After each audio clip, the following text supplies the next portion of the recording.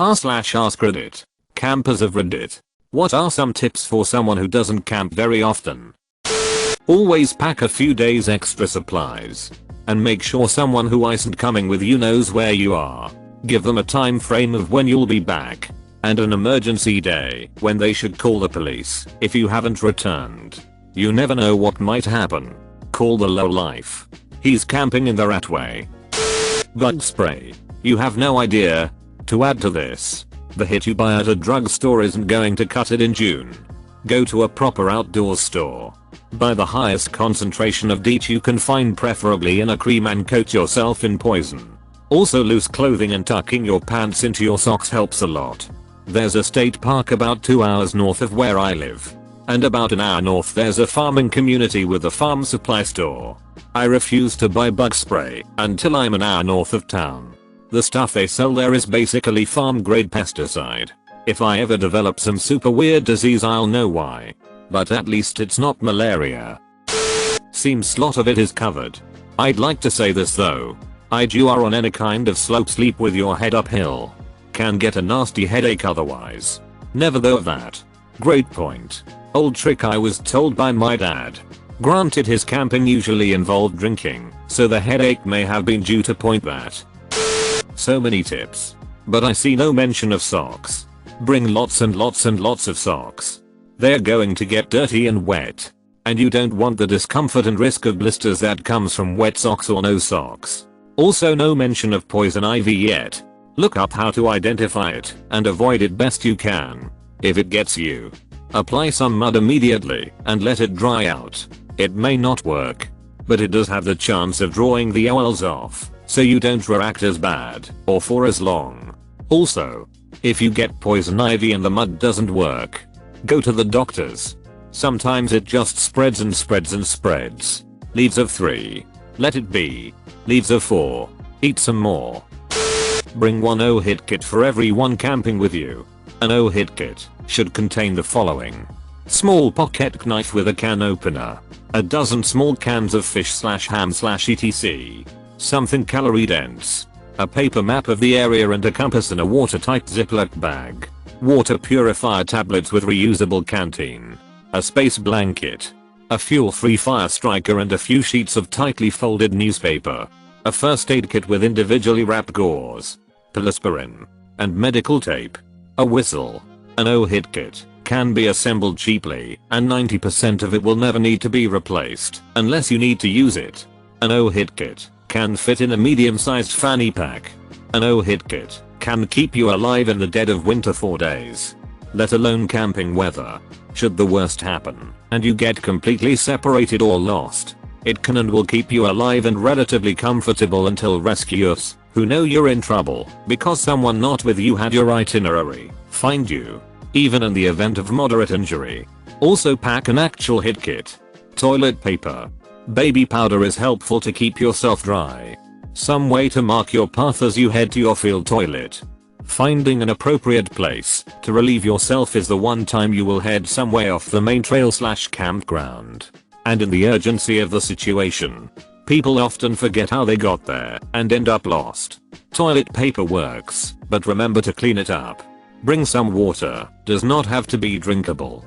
I keep packets of Kleenex instead of a roll of toilet paper. More compact.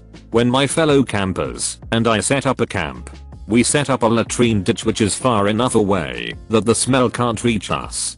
But there's some sort of cover, so privacy can be maintained. Generally about 100 feet or so, whichever is the longest run of clear ground from the camp itself to visibility hindering wilderness. Everyone carries 1 quart of potable water, and the camp generally has a 5-gallon bottle for every 2 to 3 days of camping. No point carrying any more. Whatever you bring in, you bring out. If you're really camping, expect to carry all garbage home with you. The first rule of camping is leave only footprints. Take only pictures. Scouting taught us to leave it better than you found it. I know some people don't follow the leave only footprints rule. But if you take their trash and leave a good site, it just might make the next people try to keep it nice as well. Good thought. Usually when I get to a campsite I have to pick up small trash already, and when I leave I comb through the area, usually picking up even more stuff from previous groups. Scouts did drill that into me. Do not treat your camping trip like a survival challenge. You are usually camping to enjoy yourself. Bring some creature comforts. You are completely correct. I'm camping in a site. Not 300 miles into the Canadian wilderness. An air mattress isn't cheating. You'll like camping a lot more if you slept. And never assume the ground is soft. Oh. I can sleep on sand/loose earth without an air mattress. It is really soft. No it's not, and don't try it. Go camping with people who do have experience. Thank duck somebody finally said something sane and useful. It's just so easy to bite off more than can be chewed. Even experienced people can run into trouble in new environments. A hiker won't know how to prepare for canoeing. And the urbanites might get themselves hurt car camping. Easy meal, steak. Bagged salad that comes with dressing. And baked potato wrapped in foil. Or hobo packets with cubed veggies and meat. Buy or pre-make breakfast burritos and wrap them in foil to stick them in the fire's embers in the morning for a mess-free breakfast. With a decent cooler, you can keep frozen meat for quite a while actually, and it doubles as an ice pack. Also tortillas keep significantly longer than bread, are easier to pack, and far more versatile. In a pinch, tortilla, peanut butter, and honey is a great snack/meal. Tortillas, peanut butter, and honey is a go-to food for me, in general. Not just camping. It's impossible to be happy if your feet aren't happy. Plenty of quality socks and sturdy footwear is a must, and as amazing as Gore-Tex is, it tends to keep water in just as well as it keeps it out. If your boots are Gore-Tex, keep some lightweight walkers that'll last you a day just in case that easy river crossing ends up with a swim. They don't dry quickly to say the least. Don't get too far off the beaten path. If you don't camp very often, you'll undoubtedly forget something you need. If you have to hike or drive for hours to get to a town to pick something up, it'll mess up your good time. Bring baby wipes. 2 of the little plastic packs will last you a good few days. They do wonders. Yeah. But you've got to pack them out with the rest of your garbage. It's not just for your butt. Make sure Sheila BF's cabin isn't anywhere near your campsite. Lucky for me, he's in lockup for now. But nothing can hold him for long. Running for your life from Sheila BF. If you're camping out west, like Yosemite, use the anti-bear storage. In your car they will peel your door like a banana to get the food. On a similar note, if you're in an area with bears, a can of bear mace could be life-saving. A guy was torn apart by a bear in Yellowstone on a day when I was also in the park.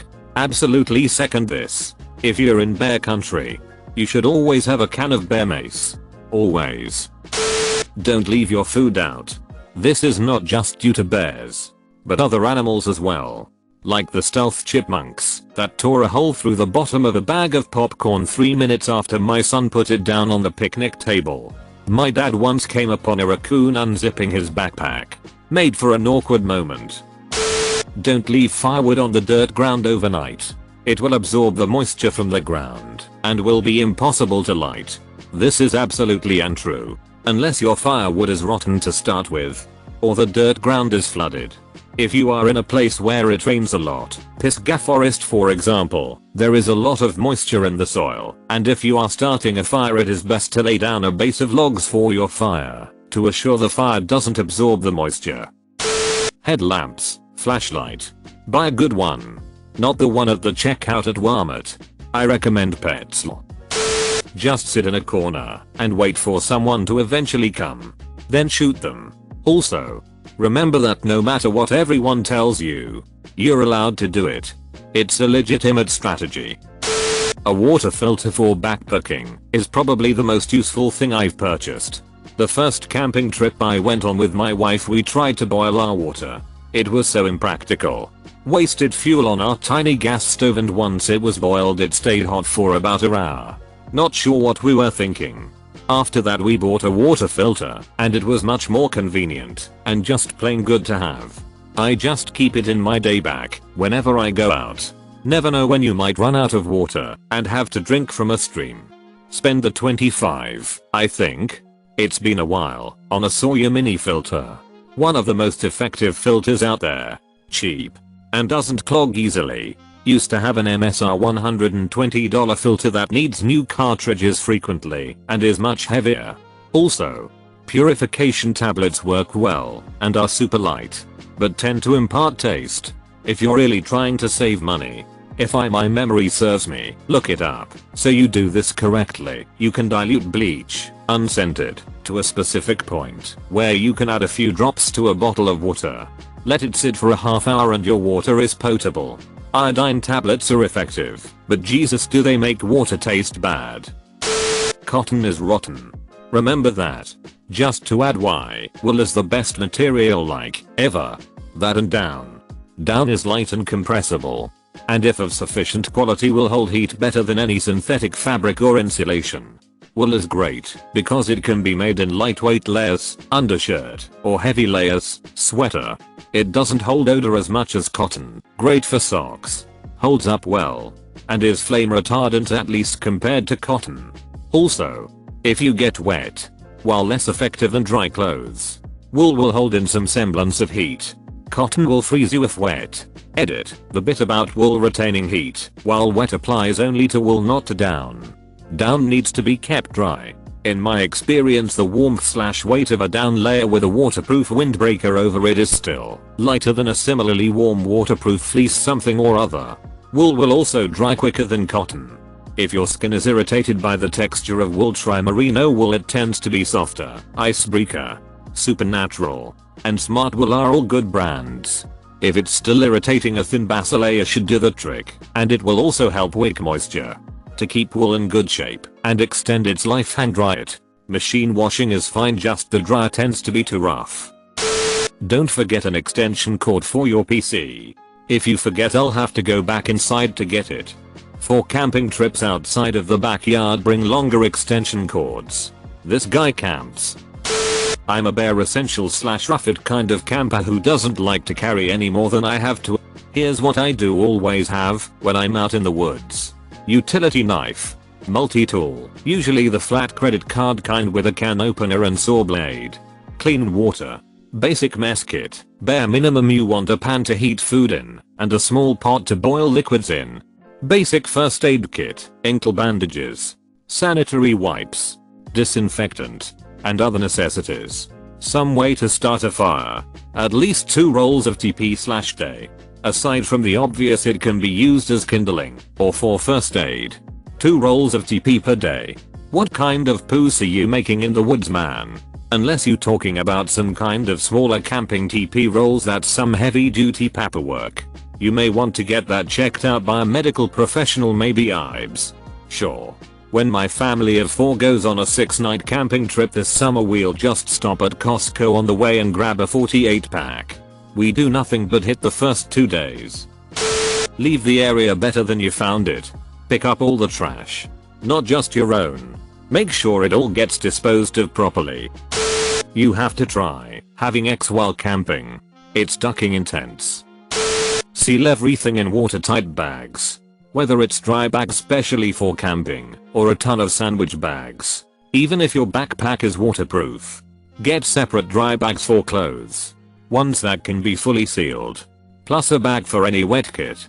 If hiking whilst camping and doing so for an extended period of time. Keep an entire outfit in a separate bag in case you get wet and need to change quickly. If you're camping in an isolated area, i.e. wild camping or not in a designated campsite, bring extra supplies. It might be heavy and seem pointless, but trust me, it's worth it. Make sure your phone, or at least one person's, has enough battery for emergency use only. Have a whistle, if all else fails. If you're glamping, or have access to a car, portable solar panel, etc., then this is not so important. Bring a first aid kit.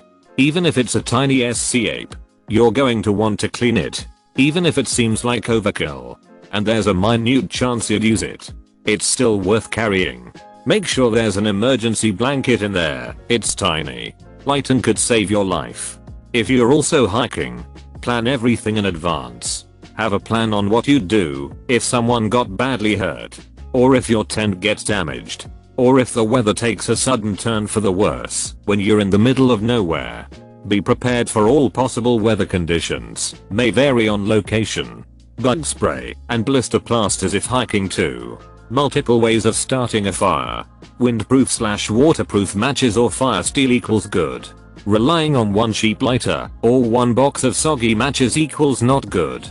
A lightweight pair of shoes, flip-flops, Vibrams, sandals etc. as well as hiking boots, provided you aren't in the middle of winter.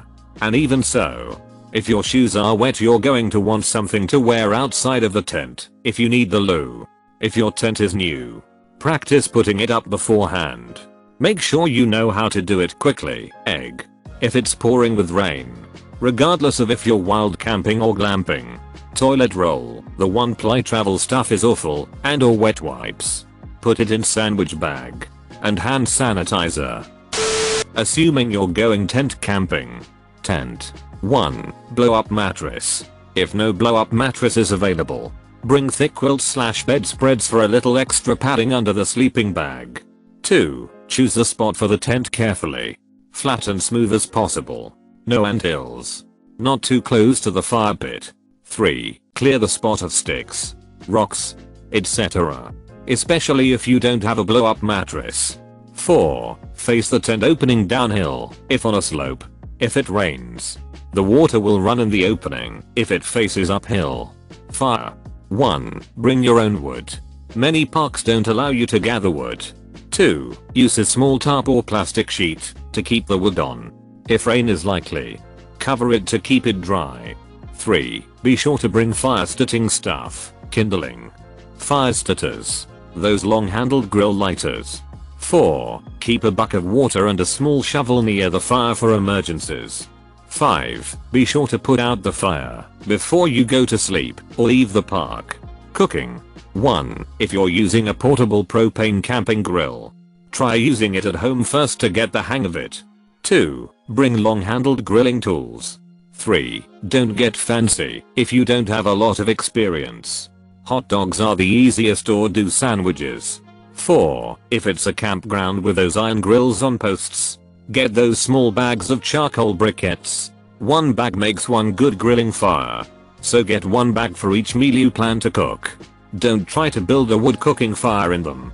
5. Those grill bars are always pretty nasty. Lay a sheet of foil over them to keep your food clean. Poke holes in the foil to let the heat through and the juices drip. 6. If there's no grill, you can buy a wire grill with legs to stand over the wood fire, but that can be tricky to work if you're inexperienced. Either use hot dog forks or make sandwiches. 7. Bring donuts or pastries for breakfast. Much easier than eggs. If you do eggs, don't fry, hard boil or scrambled. 4. Coffee. Buy coffee bags, like tea bags but with coffee, or instant coffee if you can stomach it. Misc. 1. Do not store your food in the open or even in your tent when you sleep or leave the campsite. Even if there are no bears, small animals will still try to get at it and make a mess or even damage. Keep the food in the car, preferably in a container. You want to minimize giving local wildlife a scent to follow. 2. Same with trash. Put trash in a trash can before sleep or leaving the camp/park. 3. Be sure to give yourself plenty of daylight to set up and tear down. The only thing worse than trying to set up/break camp in the dark is doing it in the rain. 4. When breaking camp, clean all cooking stuff, pots, pans, utensils, etc. before packing it up. If you think cleaning it at home will be easier, you're wrong. 5. Make sure everything is dry before you pack it up. Tents, blankets, sleeping bags will mold/mildew if you pack them wet. This includes dew. 6. Make sure you have light. Lanterns for general ambient light. Flashlights for walking and task work. Be sure the batteries are good and you have extra batteries. 7. Be sure you bring the makings for s'mores, because you gotta have s'mores. 1. Bring your own wood. Many parks don't allow you to gather wood. In some areas, campground/forest service/wardens etc are strict about bringing firewood from out of state. or out of the region. It helps stop the spread of invasive bugs. If it's a maintained campground, there will usually be people selling wood in a nearby town or along the road to the campground. Put a couple of bucks into the honor box and grab some wood. Good point. Ducking like and subscribe.